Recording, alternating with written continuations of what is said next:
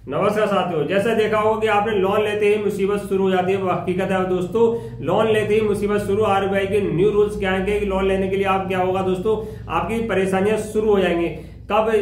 कब शुरू होंगे दोस्तों, आपने क्या ध्यान नहीं रखना है। अगर आपने ध्यान रखा तो दोस्तों आपको परेशानियों से निजात मिल सकती है।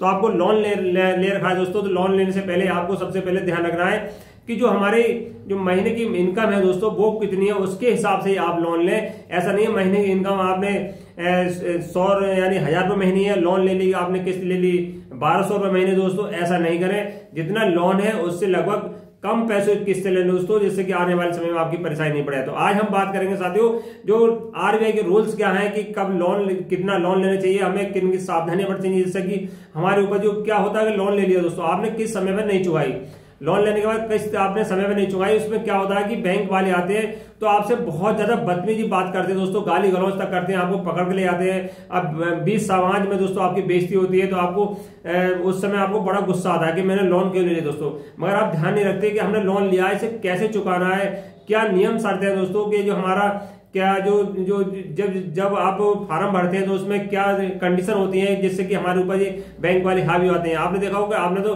केवल 1 लाख का लोन लिया, 1 लाख में आप बैंक वाले आपके लिए बहुत ज्यादा परेशानी शुरू कर देते हैं दोस्तों। अगर वही लोन दोस्तों बड़े बड़े उद्योगपति हैं, वो करोड़ों को अरबों रुपए का लोन लेते हैं दोस्तों, उनके खिलाफ कुछ नहीं होता, वो दिवालिया घोष हो जाते हैं, बैंक वाले उनके पास जा भटकते नहीं है। ऐसा कारण क्या है कि आपके पास बैंक वाले आ जाते हैं और उनके पास नहीं आते दोस्तों। उसका कारण भी बताएंगे वीडियो में कि आपको जब लोन लेते हैं तो किस क्या क्या कंडीशन होती है, उनको पढ़ना चाहिए दोस्तों, जिससे कि आने वाले समय जो बैंक वाले आपको परेशान नहीं कर सके दोस्तों।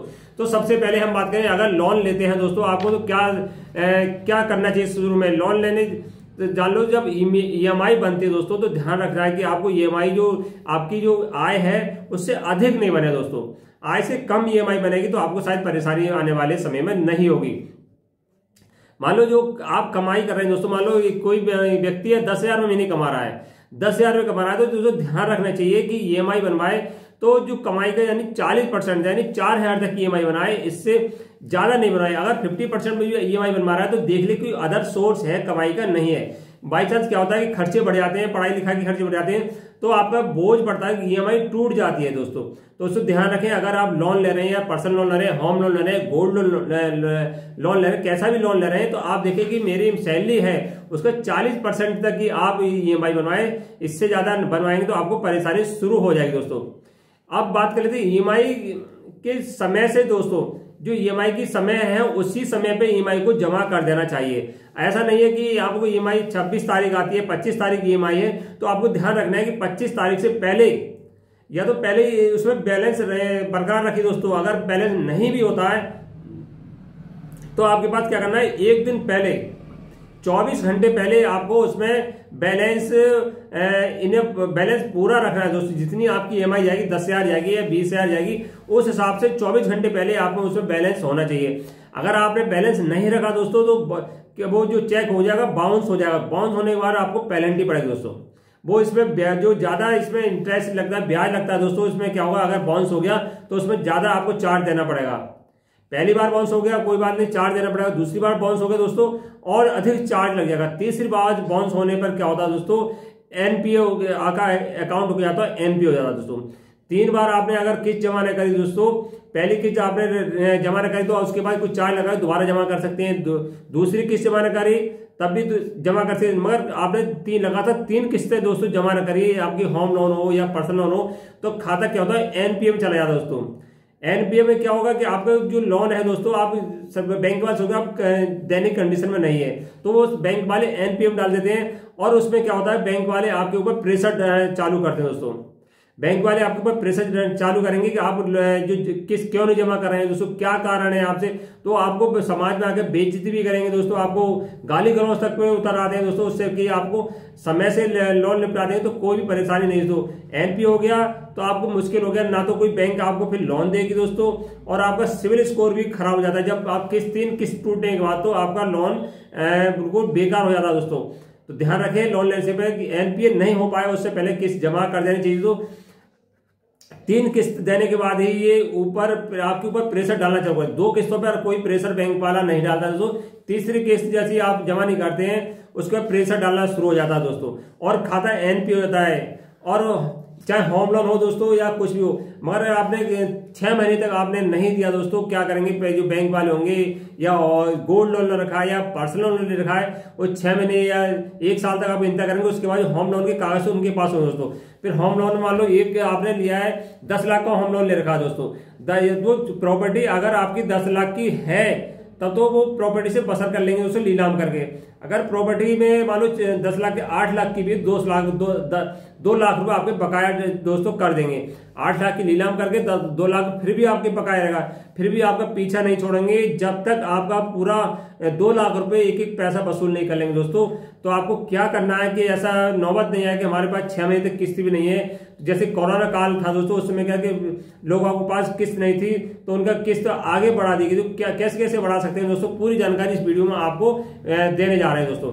इसके बाद कोई भी लोन आपको नहीं देगा, एनपीए होने के बाद कोई बैंक आपको लोन नहीं देगा। तो आपको ध्यान रखना है दोस्तों। मान लो आपकी किस्त नहीं देने के कारण क्या था कि आपकी नौकरी थी, नौकरी चली गई दोस्तों, कोई सस्पेंड हो गया या कुछ गंभीर बीमारी हो गई जिससे आपकी पैसा आप नहीं दे रहे, तो उससे पहले बैंक वाले आपसे संपर्क करें दोस्तों। ऐसी कंडीशन कोई हो जाती है आप किस्त देने के कंडीशन में नहीं है तो आप बैंक से जाकर संपर्क करें दोस्तों। आरबीआई के रूल्स है, अगर कोई व्यक्ति अपने किस्त देने में असमर्थ है तो सेटलमेंट भी हो जाता है दोस्तों। तो उसके लिए पहले आपको जाना है बैंक। जो जब बैंक वाले आपके पास आए उससे पहले सबसे पहले आपको बैंक जाना है। बैंक के बाद जाके आपको पूरी बात बतानी है कि अब मैं इस ऐसे से मेरी परेशानी है, मैं अब जो किस्त देने में असमर्थ हूं, तो मेरी किस्तों क्या है कि आगे लोन को 6 महीने और आगे बढ़ा दिया जाए दोस्तों। 6 महीने बाद या 1 साल बाद में आपको किस्त देने की सामर्थ्य हो जाएगा, मैं किस्त देता रहूंगा।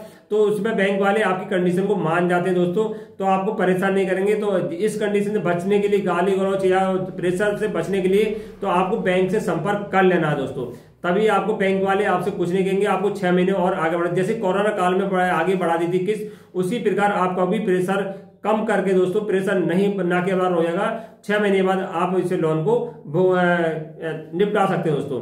तो ये कंडीशन है। और जो कंडीशन आपने देखा होगा कि बैंक वाले आपको परेशान करते हैं 1 लाख के लोन के, जहां कोई बड़े बड़े उद्योगपति 10 लाख 20 लाख लोन लेते हैं उन्हें परेशान नहीं करते। उसका क्या है, टर्म और कंडीशन, जब आप लोन लेते हैं तो उससे पहले क्या, उसमें बहुत सारे डॉक्यूमेंट होते हैं, बहुत सारे कागज होते हैं, वो फटाफट आपसे साइन कराते आते हैं दोस्तों। आप साइन करते आते हैं, आप कुछ पढ़ते नहीं है, इतने पढ़े लिखे होते हैं ना, ध्यान रखते हैं। जब आप लोन लें तो जो आपसे लोन दिलाते हैं, या जो चाहे कोई भी हो, बैंक वाले कर्मचारी हो या प्राइवेट कर्मचारी हो, तो उनसे कहिए कि हमें ये जो साइन करा रहे हैं कागज है, तो उसे पूरा पढ़ के बता दीजिए। जिससे क्या होगा, आप समझ जाएंगे क्या क्या कंडीशन है कि हम लोन नहीं दे पाएंगे तो हमारे साथ क्या होगा, कितनी किस्तों बाद हमारा जो एनपीए खाता होता है, पूरी जानकारी उनमें होती है दोस्तों।